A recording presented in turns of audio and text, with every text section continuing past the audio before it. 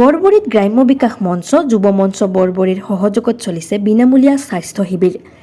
Asian development ফাউণ্ডেশ্যনৰ উদ্যোগত নলবাৰী জিলাৰ বৰবৰী হাইস্কুল প্ৰাংগণত শনিবাৰে পুৱা 9:30 পৰা অনুষ্ঠিত হৈছে এক বিনামূলীয়া স্বাস্থ্য পৰীক্ষা শিবিৰ। GNRC হস্পিটেলৰ সৌজন্যত অনুষ্ঠিত হোৱা উক্ত বিনামূলীয়া স্বাস্থ্য শিবিৰত ৰোগীসকলৰ মধুমেহ ৰোগ পৰীক্ষা, ৰক্তচাপ পৰীক্ষা আৰু ECG পৰীক্ষা কৰাৰ লগতে বিনামূলীয়াকৈ ঔষধ যোগান ধৰা হৈছে। চিকিৎসা শিবিৰত GNRC হস্পিটেলৰ চিকিৎসক ক্ৰমে doctor JP Sharma, doctor Souvik Dey, doctor Farhana আৰু ডাক্তৰ ৰুবি আহমেদে চিকিৎসা সেৱা আগবঢ়োৱাৰ লগতে নাৰ্ছ স্বাস্থ্যকৰ্মীসকলে সহযোগিতা আগবঢ়ায়। অঞ্চলবাসী ৰাইজে Asian development foundation, GNRC hospital, গ্ৰাম্য বিকাশ মঞ্চ আৰু যুৱ মঞ্চ বৰবৰীয়ে অনুষ্ঠিত কৰা বিনামূলীয়া স্বাস্থ্য শিবিৰৰ বাবে ধন্যবাদ জ্ঞাপন কৰিছে। আজি ইয়াতে কি কাৰ্যসূচী ৰূপায়ণ কৰা হৈছে, কিহৰ উদ্যোগত হৈছে?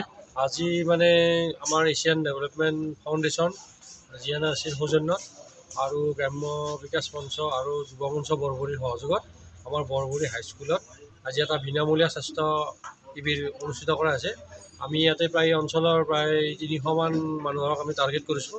সেই 300মান মানুহৰ আমি তেখেতসকলক বিনামূলীয়াভাৱে স্বাস্থ্য পৰীক্ষা কৰা, ECG, ব্লাড টেষ্ট কৰা আৰু এইবিলাক বিনামূলীয়া কৰা হ'ব আৰু প্ৰায় 100% ঔষধখিনি আমি দিয়াৰ ব্যৱস্থা কৰিছোঁ। GNRC হস্পিটেলৰ সহযোগত বিভিন্ন জেগাত আমি অনুষ্ঠিত কৰাই আছোঁ স্বাস্থ্য শিবিৰসমূহ।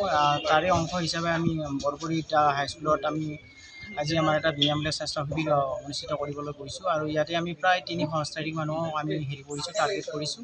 আৰু ইয়াতে আমাৰ GNRC হস্পিটেলৰ পৰা MD ডক্টৰবিলাক আছে, DM ডক্টৰখিনি আহিছে, তেওঁলোকে যথেষ্ট খুবেই ভাল। আমাৰ মানুহখিনিও সঁহাৰি যথেষ্ট ভাল। গতিকে অনাগত দিনত আৰু বিভিন্ন ধৰণৰ আমি স্বাস্থ্য সজাগতামূলক হওক বা স্বাস্থ্য শিবিৰ হওক আমি অনুষ্ঠিত কৰি যাবলৈ তৎপৰ হ'ম। গতিকে আজিৰ এই অনুষ্ঠানটো সফল কৰাৰ কাৰণে আমি যুৱ মঞ্চ বৰবৰী, গ্ৰাম্য বিকাশ মঞ্চ বৰবৰীৰ লগতে আমি GNRC হস্পিটেলক ধন্যবাদ জ্ঞাপন কৰিছোঁ। নিউজ ডেস্ক ৰিপৰ্ট, বাৰ্তা A to Z।